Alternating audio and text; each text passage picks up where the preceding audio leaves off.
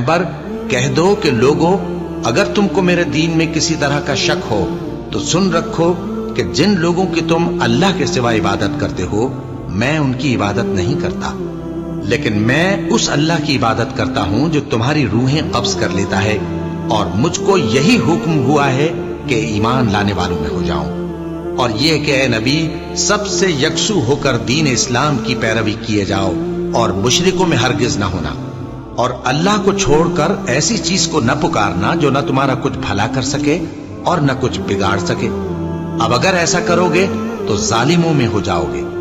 اور اگر اللہ تم کو کوئی تکلیف پہنچائے تو اس کے سوا اس کا کوئی دور کرنے والا نہیں، اور اگر تم سے بھلائی کرنی چاہے تو اس کے فضل کو کوئی روکنے والا نہیں۔ وہ اپنے بندوں میں سے جسے چاہتا ہے فائدہ پہنچاتا ہے، اور وہ بخشنے والا ہے، مہربان ہے۔